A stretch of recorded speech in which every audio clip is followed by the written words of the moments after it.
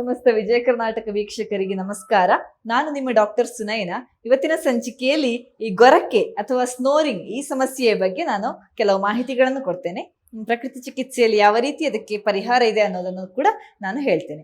ಈ ಸ್ನೋರಿಂಗ್ ಅಥವಾ ಗೊರಕೆ ಅಂದ್ರೆ ಏನು?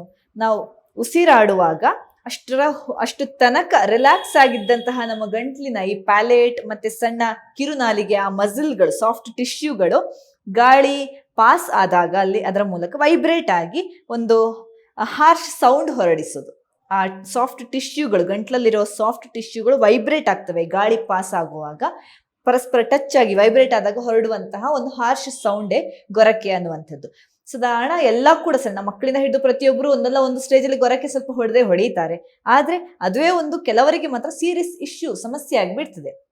ಅಷ್ಟು ಅಲ್ಲ, ಅದು ಮಾತ್ರ ಅಲ್ಲ, ರಾತ್ರಿಯಲ್ಲಿ ತುಂಬಾ ಗೊರಕೆ ಹೊಡೆಯೋರಿದ್ರೆ ಅವರ ಹತ್ರ ಮಲಗಿರೋರಿಗೆ ತುಂಬಾ ಕಾಟ, ಅದೊಂಥರ ತೊಂದರೆ ಆಗಿಬಿಡ್ತದೆ. ಹಾಗಾಗಿ ಈ ಗೊರಕೆ ಅನ್ನುವಂಥದ್ದು ಕೆಲವೊಂದ್ಸಲ ಸೀರಿಯಸ್ ಇಶ್ಯೂ ಆಗಿಬಿಡ್ತದೆ.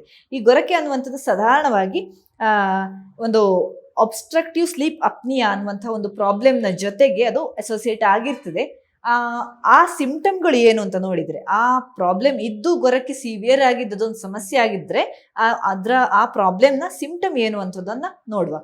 ಒಂದು, ನಿದ್ದೆ ಆಗದೇ ಇರುವಂತಹ, ಒಂಥರ ನಿದ್ದೆ ಆಗದೇ ಇರೋದು, ಬೆಳಿಗ್ಗೆ ಇರುವಾಗ ಒಂಥರ ಸ್ಲೀಪ್ಲೆಸ್ನೆಸ್, ಒಂದು ಸೌಂಡ್ ಸ್ಲೀಪ್ ಆಗದೇ ಇರುವಂತಹ ಒಂದು ಲಕ್ಷಣ ಕಾಣಬಹುದು. ಮತ್ತೆ ಹಗಲು ಹೊತ್ತಲ್ಲಿ ತುಂಬಾ ನಿದ್ದೆ ಬರುವಂಥದ್ದು, ಎಕ್ಸೆಸಿವ್ ಡೇ ಟೈಮ್ ಸ್ಲೀಪ್ ಅಂತ ಹೇಳ್ತಾರೆ, ಅದು ಜಾಸ್ತಿ ಇರುವಂಥದ್ದು.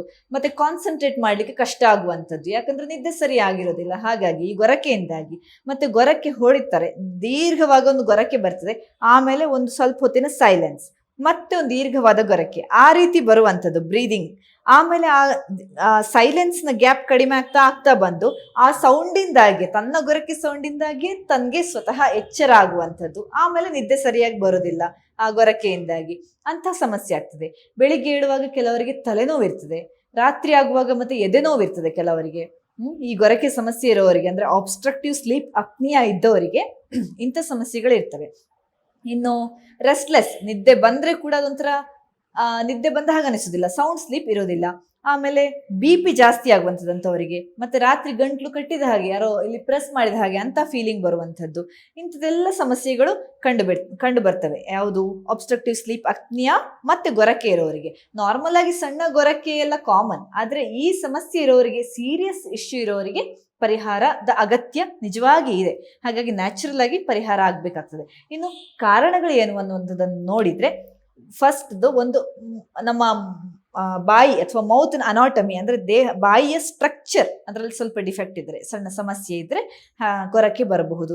ಒಂದು ನಮ್ಮ ಪ್ಯಾಲೆಟ್ ಅಂತ ಏನು ಹೇಳ್ತೇವೆ, ಸಾಫ್ಟ್ ಪ್ಯಾಲೆಟ್, ಹಾರ್ಡ್ ಪ್ಯಾಲೆಟ್, ಅದು ದಪ್ಪ ಇದ್ರೆ, ತುಂಬಾ ದಪ್ಪ ಇದ್ದು ಮತ್ತು ಕಿರುನಾಲಿಗೆ ಸ್ವಲ್ಪ ಜಾಸ್ತಿ ಉದ್ದ ಇದ್ರೆ ಆವಾಗ ಅಲ್ಲಿ ಗೊರಕೆ ಸೌಂಡ್ ಬರೋ ಸಾಧ್ಯತೆ ತುಂಬಾ ಜಾಸ್ತಿ ಇರ್ತದೆ. ಇನ್ನು ಡ್ರಿಂಕ್ಸ್, ಆಲ್ಕೋಹಾಲ್ ಇಂದಾಗಿ ತುಂಬಾ ಸಮಸ್ಯೆಗಳಾಗ್ತವೆ. ಆಲ್ಕೋಹಾಲ್ ಇಂದಾಗಿ ಗೊರಕೆ ಸಮಸ್ಯೆ ಕೂಡ ಬರೋ ಚಾನ್ಸಸ್ ಇದಾವೆ. ಇನ್ನು ಓವರ್ ವೇಟ್, ದೇಹ ಬೊಜ್ಜುತನ ಬಂದ್ರೆ ಕೂಡ ಸಮಸ್ಯೆ ಜಾಸ್ತಿ ಇರ್ತದೆ.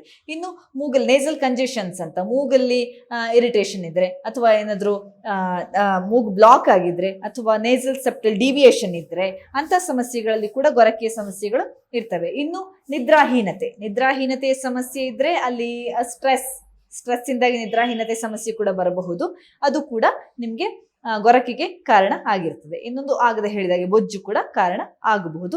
ಇನ್ನೊಂದು ಸ್ಲೀಪ್ ಪೊಸಿಷನ್, ನೀವು ಮಲಗುವ ಪೊಸಿಷನ್, ಅಂಗಾತ ಮಲಗಿದ್ರೆ ಸ್ವಲ್ಪ ಇದು ಜಾಸ್ತಿ, ಗೊರಕೆಯ ಸಾಧ್ಯತೆಗಳು ಜಾಸ್ತಿ. ಯಾಕಂದ್ರೆ ಈ ನಮ್ಮ ಕಿರುನಾಲಿಗೆ ಇರ್ಬೋದು, ಅದು ನಮ್ಮ ಏರ್ ವೇ ಏನಿದೆ ಅದು ನ್ಯಾರೋ ಆಗ್ಬಿಡ್ತದೆ. ಯಾವಾಗ ನೀವು ಅಂಗಾತ ಮಲಗಿದಾಗ ಗ್ರಾವಿಟಿ ಅಥವಾ ಗುರುತ್ವಾಕರ್ಷಣ ಶಕ್ತಿಯಿಂದ ಏರ್ ವೇ ನ್ಯಾರೋ ಆಗಿ ಕೆಲವರಿಗೆ ಗೊರಕೆ ಬರುವ ಸಾಧ್ಯತೆ ಇರ್ತವೆ. ಇನ್ನು ಟ್ರೀಟ್ಮೆಂಟ್ ಪಾರ್ಟಿಗೆ ಬಂದ್ರೆ, ಯಾವ್ಯಾವ ರೀತಿಯಲ್ಲಿ ನೀವು ಅದನ್ನ ಪರಿಹರಿಸ್ಕೊಳ್ಬಹುದು. ಒಂದು, ವೆಯ್ಟ್ ಲೂಸ್ ಮಾಡುವಂಥದ್ದು, ವೆಯ್ಟ್ ಅನ್ನ ಕಡಿಮೆ ಮಾಡುವಂಥದ್ದು, ಅದು ಮುಖ್ಯವಾಗಿರ್ತದೆ. ಯಾಕಂದ್ರೆ ಒಬೇಸಿಟಿ ಅನ್ನುವಂಥದ್ದು ತುಂಬಾ ಸಮಸ್ಯೆಗಳಿಗೆ ಕಾರಣ ಆಗ್ತದೆ. ಅದರಲ್ಲಿ ಒಂದು ಗೊರಕೆ ಸಮಸ್ಯೆ ಕೂಡ ಕಾಣಿಸಿಕೊಳ್ತದೆ. ದಪ್ಪ ಇದ್ದಷ್ಟು ನೀವು ಇಲ್ಲಿ ಏರ್ವೇಗಳು ನ್ಯಾರೋ ಆಗುವಂತಹ ಸಾಧ್ಯತೆಗಳು ಜಾಸ್ತಿ ಇರ್ತವೆ. ಹಾಗಾಗಿ ವೆಯ್ಟ್ ಅನ್ನು ಲಾಸ್ ಮಾಡ್ಕೊಳ್ಬೇಕು. ವೆಯ್ಟ್ ಅನ್ನು ಲಾಸ್ ಮಾಡಿಕೊಳ್ಳೋದಿದ್ರೆ ಅಲ್ಲಿ ಕೂಡ ನಿಮ್ಮ ಯೋಗ ಮತ್ತು ಪ್ರಕೃತಿ ಚಿಕಿತ್ಸೆ ತುಂಬಾ ಹೆಲ್ಪ್ ಆಗ್ತದೆ. ನ್ಯಾಚುರಲ್ ಆಗಿ ವೆಯ್ಟ್ ಲಾಸ್ ಮಾಡಿಕೊಂಡ್ರೆ ಅಲ್ಲಿ ನಿಮ್ಗೆ ಗೊರಕೆ ಸೌಂಡ್ ಕಡಿಮೆ ಆಗ್ತದೆ. ಇನ್ನು ಆಲ್ಕೋಹಾಲ್ ಅನ್ನು ಕಡಿಮೆ ಮಾಡುವಂಥದ್ದು, ಅದು ನಿಮ್ಮ ಅಡಿಕ್ಷನ್ ಅನ್ನು ಕಡಿಮೆ ಮಾಡಿಕೊಳ್ಳುವಂಥದ್ದು ತುಂಬಾ ಮುಖ್ಯ ಆಗ್ತದೆ. ಇನ್ನು ನಿಮ್ಮ ಮೂಗಿನ ಬ್ಲಾಕೇಜ್ ಏನಾದ್ರೂ ಇದ್ರೆ, ಇನ್ಫೆಕ್ಷನ್ ಏನಾದ್ರೂ ಇದ್ರೆ, ಮೂಗಿನ ಸಮಸ್ಯೆಗಳಿದ್ರೆ ಅದನ್ನು ಪರಿಹರಿಸಿಕೊಳ್ಳುವಂಥದ್ದು ಕೂಡ ತುಂಬಾ ಮುಖ್ಯ ಆಗಿಬಿಡ್ತದೆ. ಇನ್ನು ನಿದ್ದೆ ಸಮಸ್ಯೆ ಇರ್ತದಲ್ಲ ಕೆಲವರಿಗೆ, ನಿದ್ರಾಹೀನತೆ ಇರಬಹುದು, ಸ್ಲೀಪ್ ಡಿಪ್ರೈವೇಶನ್ ಇರಬಹುದು.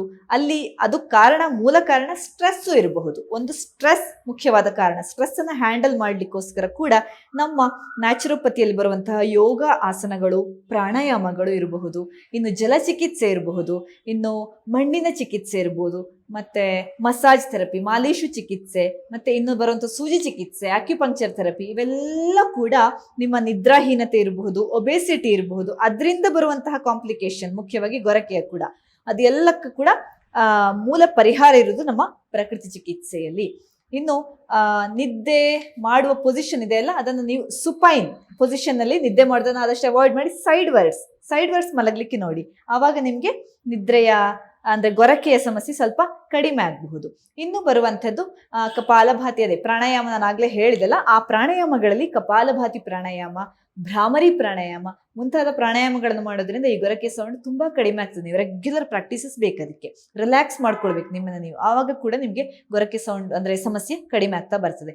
ಇನ್ನು ಇದು ಯೋಗ ಕ್ರಿಯಾಸ್ ಅಂತ ಹೇಳ್ತಾರೆ. ಅದರಲ್ಲಿ ನಮ್ಮ ಯೋಗ ಸೆಂಟರ್ಗಳಿಗೆ, ನ್ಯಾಚುರೋಪತಿ ಸೆಂಟರ್ಗಳಿಗೆ ಬಂದ್ರೆ ನಾವು ಹೇಳಿಕೊಡ್ತೇವೆ ಈ ಜಲನೇತಿ ಮತ್ತೆ ಸೂತ್ರನೇತಿ ಮುಂತಾದ ಯೋಗಿಕ್ ಕ್ರಿಯಾ ಮಾಡೋದ್ರಿಂದ, ನಾನು ಪ್ರಾಕ್ಟಿಕಲ್ ಆಗಿ ನೋಡಿದ ಕೇಸ್ಗಳಿವೆಲ್ಲ, ಗೊರಕೆ ಸೌಂಡ್ ತನ್ನಷ್ಟಕ್ಕೆ ತಾನೇ, ಅಂದ್ರೆ ಅವರು ಗೊರಕೆ ಸಮಸ್ಯೆಗೆ ಬಂದಿದ್ದೇ ಅಲ್ಲ, ಬೇರೆ ಸಮಸ್ಯೆಗೆ ಬಂದವರು ಈ ಜಲನೇತಿ ಸೂತ್ರನೇತಿ ಮಾಡಿದ್ರಿಂದ ಗೊರಕೆ ಸಂಪೂರ್ಣವಾಗಿ ಕಡಿಮೆ ಆಯ್ತು ಅವರಿಗೆ.